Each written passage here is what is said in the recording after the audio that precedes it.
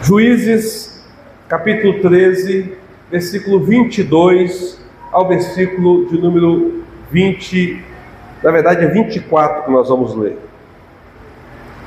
Juízes, capítulo 22 ao versículo de número 24, onde nós estaremos então aprendendo um pouco mais sobre a palavra do nosso Senhor na exposição do livro de Juízes. Irmãos encontraram, eu vou estar lendo, os irmãos podem acompanhar. Para aqueles que têm uma tradução diferente da revista e atualizada, que é a que a gente usa, você pode acompanhar aqui na nosso slide, o texto bíblico. Diz assim a palavra do Senhor: Disse Manoá à sua mulher: certamente morreremos, porque vimos a Deus. Porém sua mulher lhe disse: se o Senhor nos quisera matar, não aceitaria das nossas mãos o holocausto e a oferta de manjares, nem nos teria mostrado tudo isso, nem nos teria revelado tais coisas. Depois deu a mulher à luz um filho e lhe chamou Sansão. O menino cresceu e o Senhor o abençoou. Vamos orar mais uma vez. Pai santo, bendito, majestoso e eterno Senhor, eis que a Tua palavra está diante de nós, e essa palavra que já foi lida, por si só, já fala ao nosso coração, porque ela é a palavra viva, operada pelo poder do Teu Santo Espírito. Mas nós queremos conhecer um pouco mais e nos aprofundar do conhecimento da Tua verdade. Então pedimos ao Senhor que faça sossegar o nosso coração e a nossa alma, que os atritos, os barulhos externos não venham, ó Deus amado, a impedir que a nossa mente esteja cativa e o nosso ouvido totalmente atento ao que o Senhor quer falar conosco nesta noite. Mas que através do poder do Teu Santo Espírito, nós sejamos edificados com a Tua palavra, que ela cumpra sobre nós o papel reservado para gerar vida para aqueles que têm o perfume de Cristo. Então toma nas mãos, ó Deus, a cada um de nós e revela-se ao nosso coração, em nome de Cristo Jesus. Amém e amém. Meus amados irmãos, o medo é uma dádiva do Senhor. Ele é colocado em nós para que nós não ultrapassemos limites e coloquemos a nossa vida em risco ou a vida daqueles que nós amamos. O medo, ele é aquilo que vai nos alertar quando algo realmente não está certo ou como algo não deve ser feito. O medo, então, nos protege. Quem não sente medo diante do perigo, ele é um tolo, ele é um nécio, ele é uma pessoa sem discernimento. Então, ter medo é algo bom, faz parte da nossa vida. Por outro lado, o medo exagerado é o grande mal. Quando se torna desproporcional, em vez de se tornar um alerta, ele torna uma paralisia para a nossa vida. Ele rouba a nossa confiança, ele distorce a realidade. E neste caso, o medo deixa de ser prudência e passa a ser falta de discernimento. Esse medo desproporcional, ele não é uma experiência única e exclusiva nossa. Ele também aparece na história de Manoá com a sua esposa. Mas antes da gente poder entender isso, e como isso se aplica, e como nós podemos tirar lições a esse respeito, é necessário que a gente compreenda o que está acontecendo, para que a gente então possa entender todo o cenário, entender exatamente o que é cada parte deste cenário e desvendar essa lição desta noite, Nós temos pregado em todo o livro, mas é bom recapitular aquilo que nós temos falado. Juízes 13 começa nos informando que os filhos de Israel, eles tornaram a fazer aquilo que era mal diante do Senhor. E porque eles haviam feito o que era mal diante do Senhor, Deus então os entrega na mão dos filisteus. E eles ficam por 40 anos como escravos, servos dos filisteus. O Senhor, porém, que é o Deus da aliança, aquele que nunca quebra a sua palavra e que sempre vai cumprir o seu propósito, visita um casal sem filhos com a boa nova da alegria. Ele quebra o opróbrio dessa família, ele remove a vergonha, prometendo que um filho nasceria daquela família que não poderia ter filhos. Esse filho será aquele que irá começar a livrar a Israel. Então nós começamos a ver o início da história da vinda deste último juiz, que seria Sansão. Mas nós estamos lidando com pecadores. E o texto então não vai direto da promessa para o nascimento do filho. Perceba que nós vamos falar agora do nascimento do filho somente no versículo de número 24. Então os outros versículos são para tratar um assunto referente a esta família, tá certo? O texto então revela aquilo que nós somos, pecadores. Revela o nosso coração através desses personagens que aqui estão. E principalmente sobre o coração falho de Manoá. Manoá, tendo recebido a mensagem de que a sua esposa estava grávida, ele vai tentar manipular o mensageiro através de perguntas e de ofertas. Mas ele é corrigido pelo Senhor ao longo desta caminhada. E aí então, de maneira maravilhosa, como o próprio texto diz, Deus se move diante dele e ele cai em si. E ele então reconhece que aquele que estava falando com ele não era um simples mensageiro, não era um profeta humano, mas era o próprio anjo do Senhor que estava diante dele. Para nós cristãos, nós temos aqui aquilo que é chamado então uma manifestação de Cristo. Ali quem estava conversando com ele, esse anjo do Senhor, é o próprio Cristo, que vai mais na frente ser o Cristo encarnado. Manoá, queridos, tem aquilo que nós chamamos de epifania. Ele compreende que está diante do Deus vivo, santo, justo eternamente. Percebe? Veja o versículo de número 20, versículo de número 20. Sucedeu que, subindo para o céu, a chama que saiu do altar, o anjo do Senhor subiu nela. O que, vendo Manoá e sua mulher, caíram com o rosto em terra. Quando isso acontece, eles se veem e Manoá reconhece que ele está na presença do Deus glorioso e justo eternamente. É exatamente aqui que começa o nosso versículo.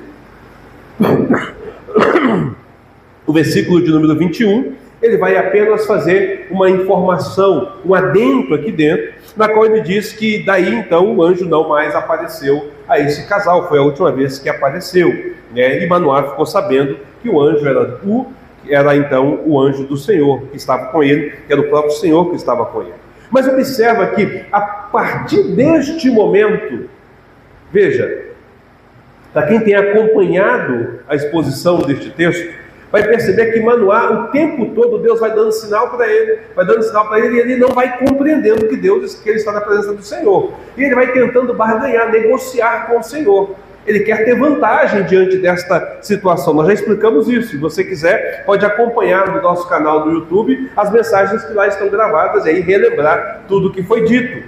Mas agora que ele cai em si, Manoá tem uma reação. Qual é a reação dele? Versículo 22.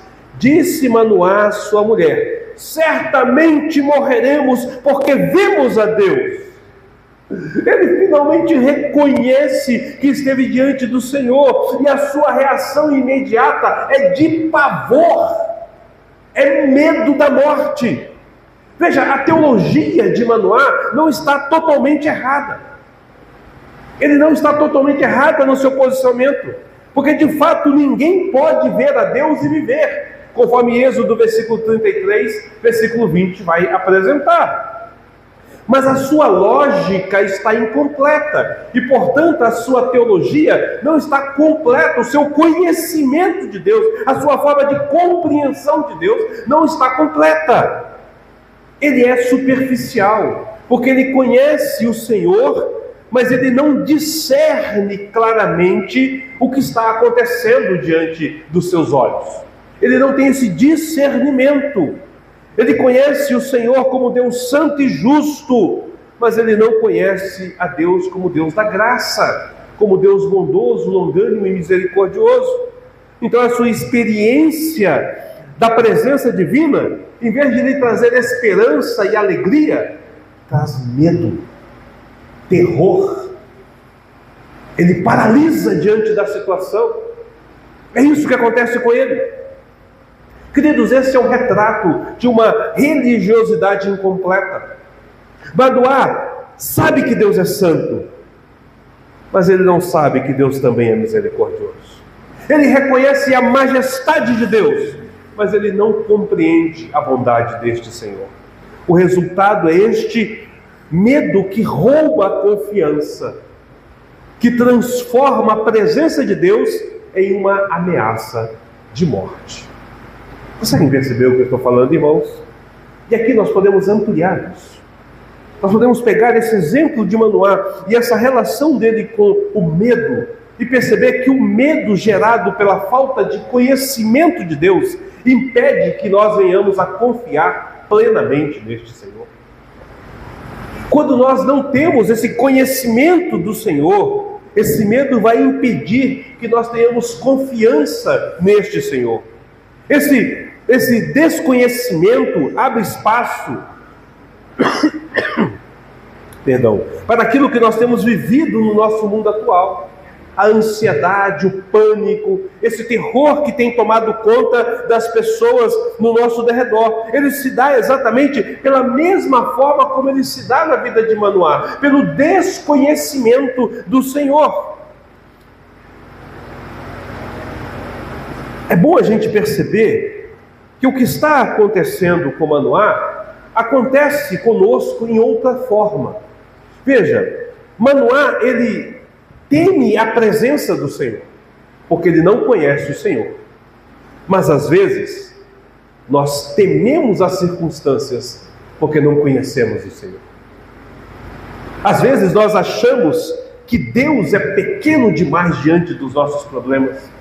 Às vezes nós achamos que Deus está ausente da nossa vida e por isso não está atento aos nossos problemas. Às vezes nós achamos que Deus ele é indiferente à nossa vida. É como se ele tivesse muitas coisas para se preocupar e ele não tem tempo de se preocupar conosco. Então, mesmo quando às vezes nós declaramos que o Senhor é o nosso Salvador, que Ele é o nosso Redentor, na prática, queridos, nós não entendemos o peso dessa declaração, porque nós não conhecemos de fato Deus como deveríamos. Mesmo afirmando que Ele é o Deus soberano, que Ele é o Deus provedor, não compreendemos a profundidade desta verdade. São medos diferentes. Manoá temia a presença do Senhor. Nós muitas vezes tememos o problema, as situações, as pessoas, mas ambos têm a mesma raiz, a falta de um conhecimento profundo, íntimo, intenso de quem é o Senhor a quem estamos diante. Percebe? Manoá não consegue perceber e conhecer esse Senhor, mas às vezes nós até conhecemos, mas não o conhecemos tão profundamente, de modo com que Ele possa atender às nossas expectativas. Esse texto então nos alerta que o medo desproporcional não é apenas uma questão emocional, mas é também uma questão espiritual. Ele nasce da visão incompleta de Deus. Quando não conhecemos plenamente o Senhor, ou quando nós reduzimos a sua grandeza, o medo toma conta de nós. E esse medo pode se manifestar como pavor diante da presença divina, o caso de Manoá, ou como ansiedade e pânico diante das circunstâncias que nós estamos vivendo. É a mesma realidade da falta de conhecimento.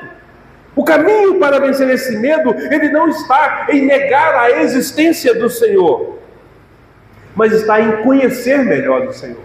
O caminho para vencer esse medo, ele não está apenas nas práticas psicológicas. Elas irão ajudar você a lidar com ele, mas não a vencê-lo.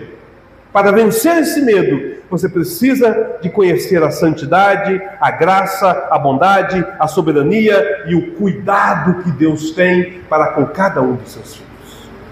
É assim que nós vencemos. As promessas do Senhor, reveladas em Sua palavra, elas são reais.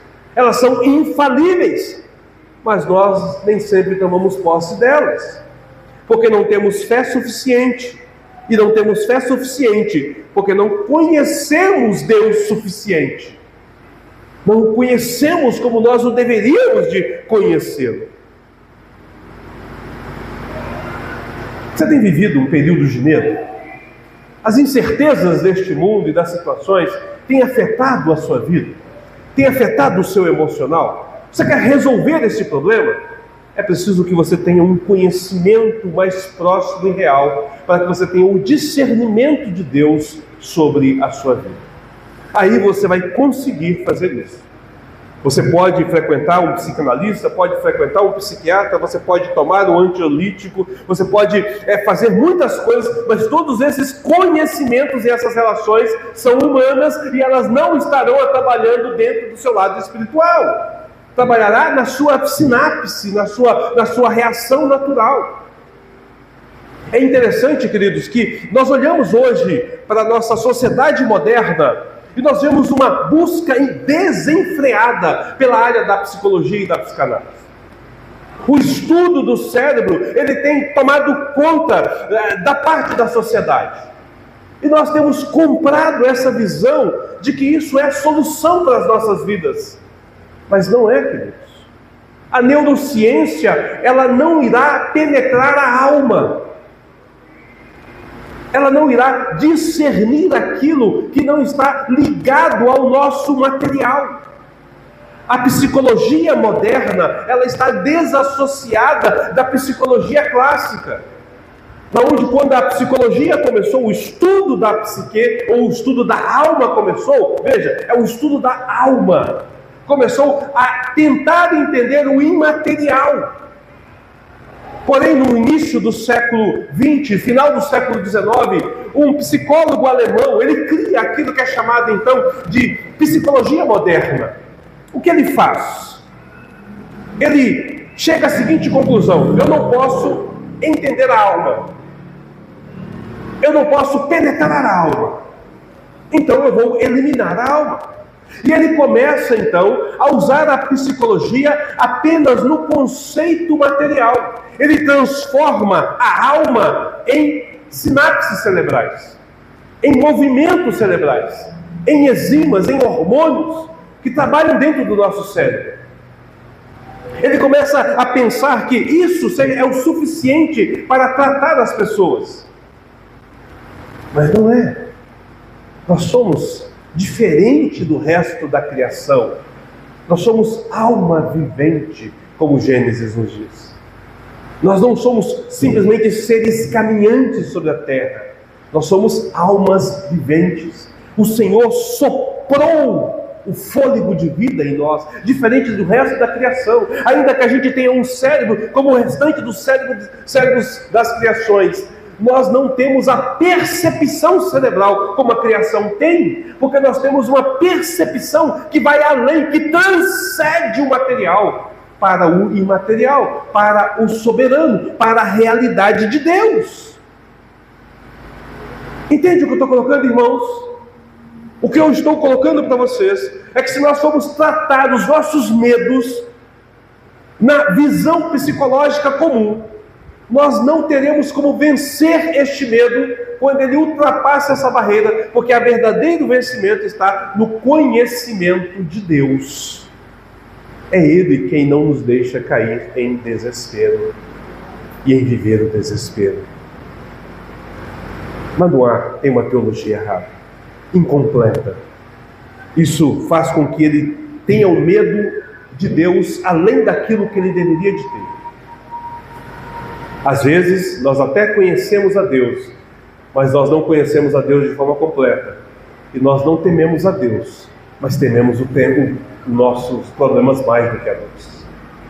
Ambas as situações, o problema de conhecer quem é o Senhor.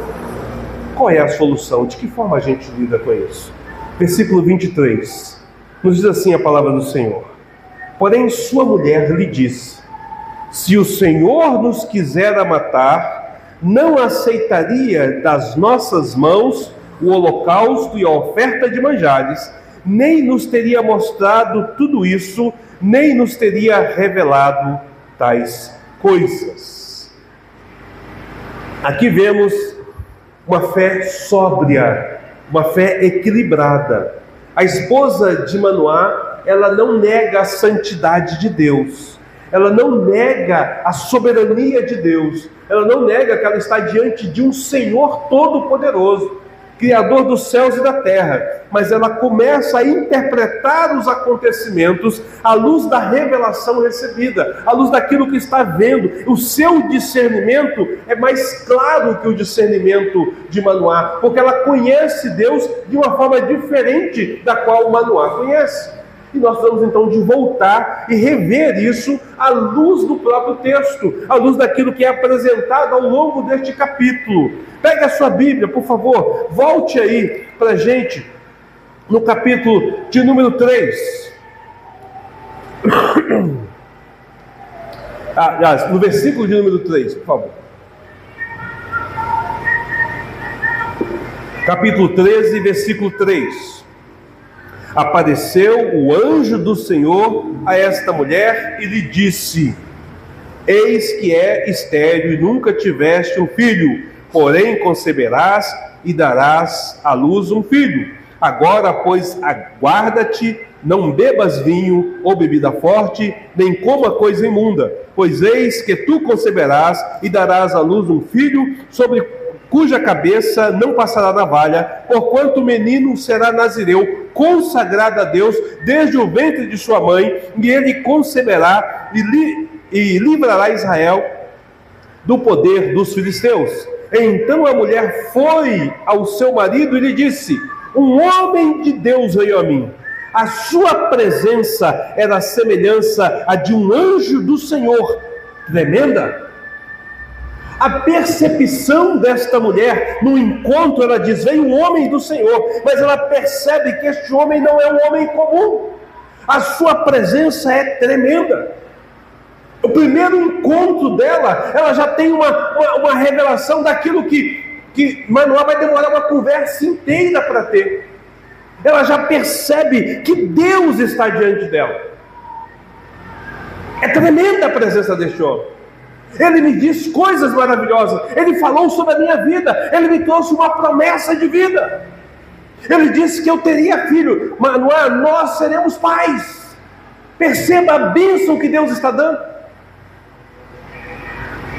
Mas Manoá, quando vê o anjo do Senhor e percebe que o anjo do Senhor, morreremos. Mas qual é a resposta dessa mulher? Não morreremos. Não morreremos. Por quê? Aí nós vamos ter que perceber o que está acontecendo aqui novamente. Observe, queridos.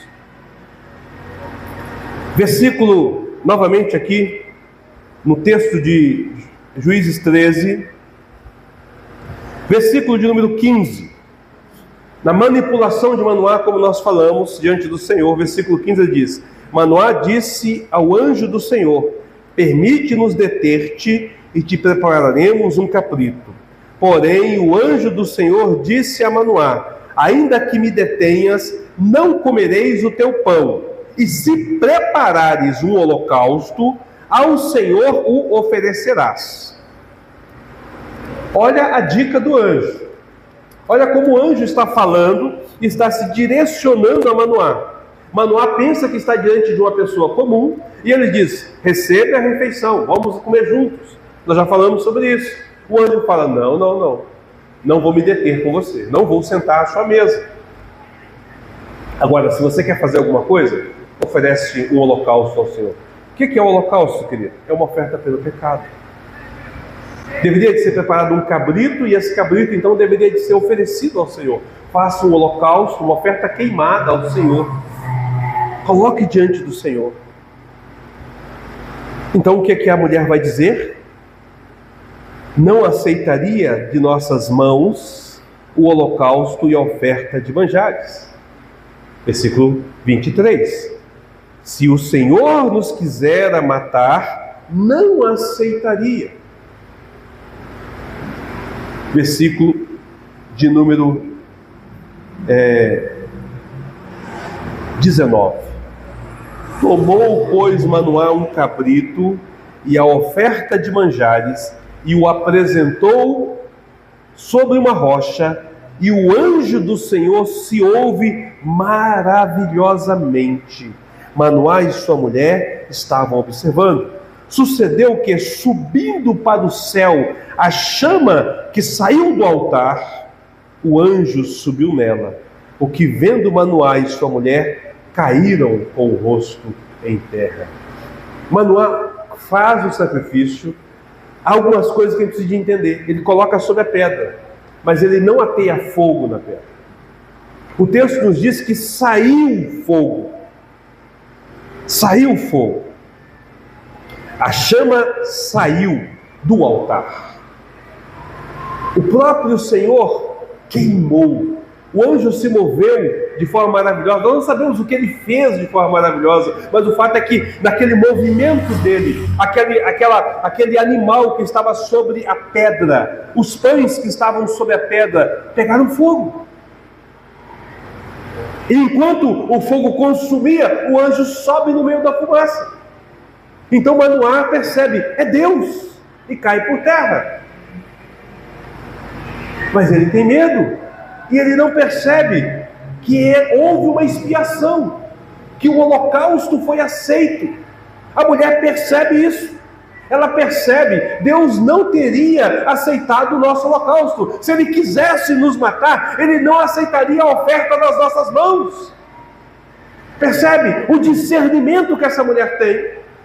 Enquanto que o seu esposo está centrado no fato de que ele viu o Senhor, a mulher está centrada em tudo aquilo que está acontecendo ao seu redor, na manifestação do Senhor, naquilo que o Senhor está fazendo. Queridos, há 3 aspectos claros desta mulher. Ela reconhece a santidade e a justiça do Senhor.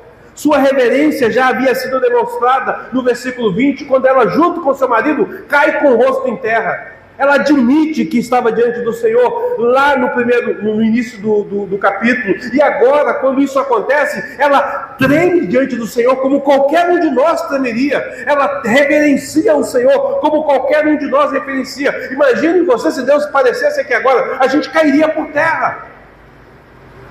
E ela cai por terra. Ela teme um Deus santo que se revela, como nós tememos. Mas esse temor não a paralisa, antes vai conduzi-la à adoração, porque é um temor reverente, porque é um temor limitado, porque o medo não tomou conta do seu coração. Ela reflete, segundo ponto, e analisa as circunstâncias. Diferente de Manoá, que se deixa dominar pelo pavor, essa mulher começa a raciocinar. Se o Senhor tivesse a intenção de destruí-los, por que estaria aceitando o holocausto? Não iria aceitar. Mas ela diz mais. Ela continua no versículo de número 23 e diz: nem nos teria mostrado tudo isso, nem nos teria revelado tais coisas. Se Deus quisesse destruir, o anjo não precisava de aparecer para eles. Precisava de ter visto isso. Não precisava de ter mais movimentado maravilhosamente diante dela. Bastava destruir. Se Deus quisesse destruir, por que Deus ia prometer um filho? A promessa ainda iria se cumprir. Mas nós vamos morrer agora. Não, meu querido, você não vai morrer agora, sabe por quê? Tem uma promessa de Deus sobre a nossa vida. Ainda vai se cumprir o que Deus tem sobre nós. Ele prometeu que teremos um filho. Como Deus vai nos matar agora? Ele não vai nos matar. Ela lê os sinais da graça e conclui que Deus, aquele que é santo, que é justo, vem até eles, mas não para matar, vem para salvar, vem como Deus Salvador, como Deus da aliança, como Deus da promessa, como Deus de Abraão, de Isaac e de Jacó, para libertar o seu povo. É isso que ele vem. Ela discerne a partir do medo referente. Seu temor não é fruto da falta de conhecimento, mas é justamente fruto de um conhecimento profundo de quem é Deus sobre a sua vida. Ela sabe quem é Deus sobre ela. Você sabe quem é Deus sobre a sua vida, querido? Ela demonstra prudência, sabedoria, revela cuidado, mas ela revela conhecer o Deus que ela serve. Ah, queridos, se nós buscássemos esse conhecimento, quanto de nós seria mudado na nossa realidade? Como isso seria mudado na nossa perspectiva do mundo em que vivemos? Isso me faz lembrar de uma história, de uma parte da Bíblia muito importante, séculos mais na frente, quando Jesus então está com seus discípulos, e ele entra no barco e cansado, ele dorme na proa deste barco. Jesus aí diz assim: vamos atravessar o mar da Galileia. Todos entraram no barco, com Jesus no barco, e eles vão atravessar o mar da Galileia. Jesus tem dito para eles: eu tenho uma missão a cumprir. Jesus tem dito para eles: eu tenho que ir a Jerusalém, eu tenho que morrer e ressuscitar. Jesus disse para eles: eu sou a promessa da libertação deste povo. Ele tem ensinado aos seus discípulos. Os discípulos têm visto milagres, coisas acontecendo, e Jesus está com eles. E Jesus diz: nós vamos para o outro lado, nós vamos atravessar o rio, atravessar esse mar. E o que acontece? No meio começa uma tempestade. As águas começam a se agitar, ventos fortes começam a soprar, chuva intensa começa a cair. Aqueles homens são marinheiros experientes, são pescadores. Eles começam a lidar das coisas da forma dele, do conhecimento humano, da forma humana de mexer com as coisas. E eles estão vendo que o barco não vai resistir, que o barco vai afundar, que tudo está a perder. Aí eles vão até Jesus e dizem: Senhor, não te importa que nós pereçamos? O Senhor não está atento ao fato de que nós estamos para morrer, Senhor? E Jesus simplesmente, com uma palavra, acalma toda aquela tempestade. E aqueles homens olham e falam: quem é este que até os poderes da natureza obedecem? Querido, Jesus está no seu barco. Ele é o condutor do seu barco.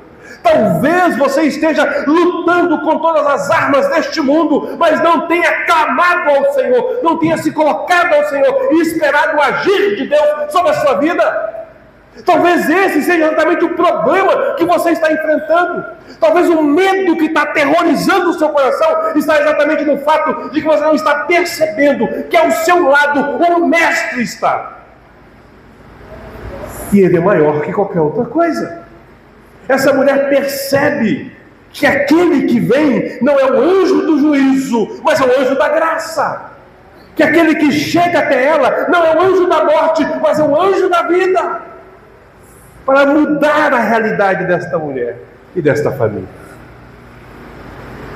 A esposa de Manoá nos ensina que o verdadeiro temor do Senhor não é pânico, mas é reverência. É um medo que não paralisa, mas que conduz ao discernimento. Quantas vezes, diante das circunstâncias, nós não nos deixamos dominar pelo medo desproporcional, como Manoá faz. Mas a fé equilibrada olha para os sinais da graça, lembra das promessas do Senhor e confia na bondade e na provisão deste nosso Deus. Essa fé sóbria é o antídoto contra a ansiedade e o pânico. Quando lembramos que Deus aceitou o sacrifício perfeito através do seu Filho Cristo Jesus, que nos mostrou maravilhas em seu Filho e que nos anunciou boas novas da salvação, nós podemos descansar, porque Ele não nos chama para a morte, mas para a vida. Podemos descansar e confiar neste Senhor. Mas há uma lição, um adendo aqui que é importante, que tem a nos ensinar também sobre como nós lidamos com a nossa vida e com o nosso modo de viver. Manoá é uma pessoa tola. A sua esposa é uma mulher sábia. Mas essa esposa sábia é sábia porque ela é reverente e temente ao Senhor. Ela reconhece o seu papel de auxiliadora. Observe que ela não confronta Manoá com arrogância ou com superioridade. Ela não chega dizendo: deixa de ser tolo, homem, deixa de ser bobo, homem. mas ela chega com palavras verdadeiras para confrontá-lo naquilo que ele precisava de ser, naquilo que ele precisava de entender. Ela cumpre então o seu papel de auxiliadora, ajudando então o seu esposo a perceber a realidade espiritual que os dois estavam vivendo. E veja como isso se conecta com o tema do medo. O mundo, queridos, ele não teme ao Senhor, e por isso ele vive em rebeldia com este Senhor. Manoá teme de forma equivocada, e isso o paralisa. Mas a esposa, que é reverente, que é temente, que é piedosa e é obediente, tem o equilíbrio e traz equilíbrio para a sua casa, para o seu lar. Sabe, querido, um dos grandes problemas que nós temos na igreja hoje, nós não paramos para ouvir. É incrível como nós não paramos para ouvir. Quantas pessoas tementes ao Senhor traz esclarecimento do Senhor para as nossas vidas e nós não paramos para ouvir. Manoá tinha duas alternativas: continuar temendo ou agora experimentar a confiança da sua esposa. Continuar temendo ou agora experimentar a adoração junto com a sua esposa. Era a única escolha que ele tinha que fazer. A sua esposa foi sábia em direcioná-lo, mas agora dependeria dele perceber que ele estava equivocado, que a busca dele estava equivocada, que a teologia dele estava equivocada, que o conhecimento de Deus da parte dele estava equivocado, que ele não estava certo. Muitas vezes nós não paramos para refletir sobre isso. Deus fala ao nosso coração, Deus fala a nossa vida, Deus usa pessoas e nós não observamos aquilo que o Senhor está dizendo.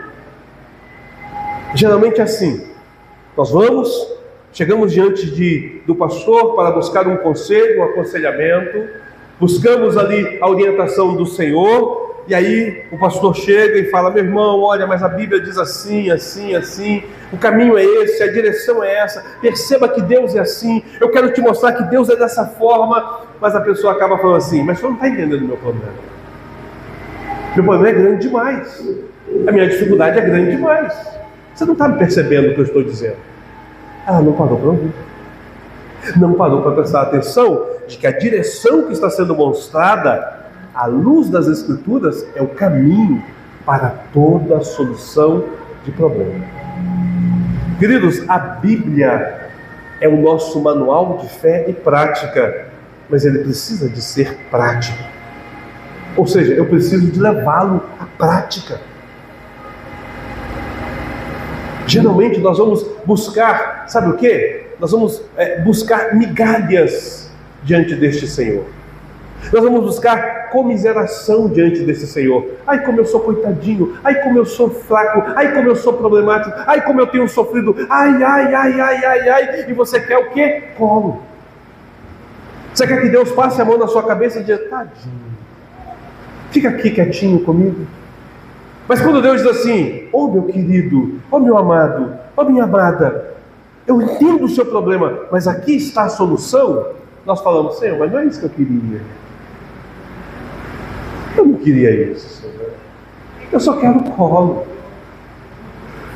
E sabe o que nós diante quando nós fazemos? Sabe o que nós estamos fazendo? Nós estamos dizendo assim: Senhor, o Senhor não sabe o que é melhor para mim. Nós estamos sendo orgulhosos e arrogantes. Nós estamos nos colocando no lugar de Deus. Estamos diminuindo a autoridade de Deus sobre a nossa vida.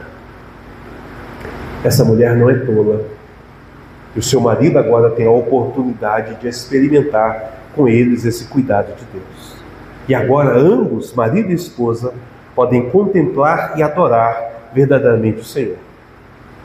E é isso que eles fazem, querido, porque o texto logo em seguida, no versículo de número 24, vai mostrar que o autor da promessa cumpre aquilo que havia prometido.